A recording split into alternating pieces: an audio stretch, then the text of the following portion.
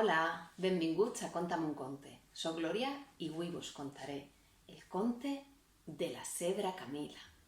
Aquest conte és de Marisa Núñez i d'Òscar Villan i és de l'editorial Calandraca. Ja sabeu que abans d'escoltar el conte ens hem de preparar, agafem aire,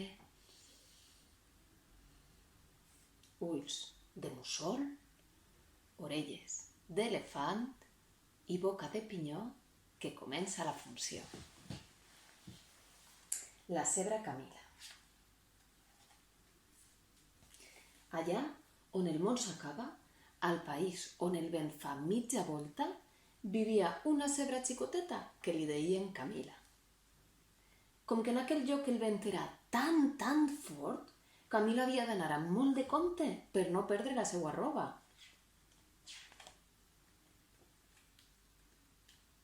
La seva mare li deia sempre que no sortís de casa sense els calçons i els tirants, però Camila cada dia era més gran i els tirants i els calçons ja començaven a fer-li una miqueta de vergonya.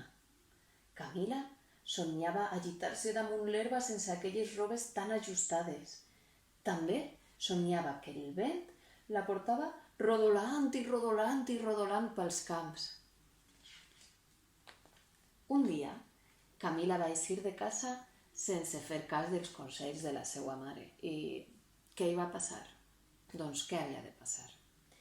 Que per un capritxi dels vents va deixar de ser una cebra llistada i es va convertir en alguna cosa pareguda a una mula blanca. I sabeu què? Que va perdre algunes de les seues ratlles. Vos imagineu una cebra sense ratlles? Clar, Camila plorava, perquè havia perdut set ratlles. 1, 2, 3, 4, 5, 6 i 7. I així, plorant, va començar a caminar. Va plorar 7 llàgrimes per les seues ratlles i després va quedar bocabadada mirant una serp que estava a punt de mudar la camisa. Per què plores? Li va preguntar la serp. Perquè el vent bandit s'ha endut les ratlles del meu vestit, va respondre-li ella. Acosta't una mica, et donaré un anell perquè te'l posis en una pota, li va dir la serp. Camila va seguir caminant amb un anell a la pota i amb una miqueta menys de pena. Va plorar 6 llàgrimes per les ratlles que li mancaven. Després es va quedar bocabadada mirant un caragol que treia les banyes al sol. Caragol treu banya, puja a la muntanya. Caragol treu vi, puja al muntaní. Caragol treu banya, baixa a la muntanya. Caragol bover, jo també aniré. Per què plores? Li va preguntar el caragol. Perquè el vent bandit s'ha endut les ratlles del meu vestit, li va contestar ella. Caminaré per damunt de la teua panxa i faré una ratlleta de plata que t'anirà que ni pintada. Ara Camila va seguir caminant amb un anell a la pota, amb una ratlleta de plata i amb una miqueta menys de pena. Com que estava preocupada, li van entrar ganes de plorar i va deixar caure 5 llàgrimes més. Després va quedar bocabadada comptant els colors de l'arc de Sant Martí. Comptava tots els que tenia i veia el blau, el verd, el groc, el taronja, el roig, el morat. Per què plores? Li va preguntar l'arc de Sant Martí.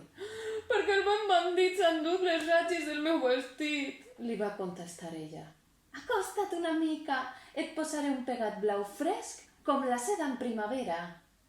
Ara Camila va seguir caminant amb un anell a la pota.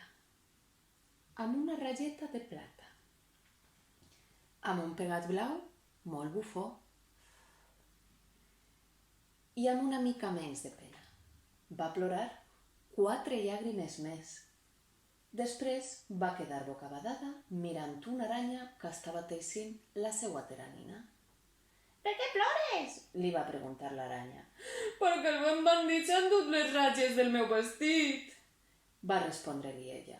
«Acosta't una mica, et teixiré una teranina de crespó i el teu vestit serà d'allò més elegant». Camila es va posar a caminar de nou, amb un anell a la pota, amb una ratlleta de plata, amb un pegat blau molt bufó, amb una teranina de crespó i amb una mica menys de pena.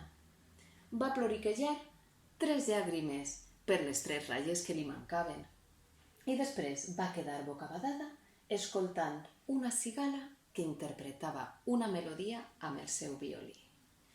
Vio, vio, violí, violí, violí, vio, vio, violí, violí. «Per què plores?», li va preguntar la cigala. «Perquè el vent bandit m'ha tret les ratlles del meu vestit», va respondre-li ella. «Acosta't una mica, et donaré una corda del meu violí i tindràs un aire molt musical». Camila va seguir caminant amb un anell a la pota, amb una ratlleta de plata,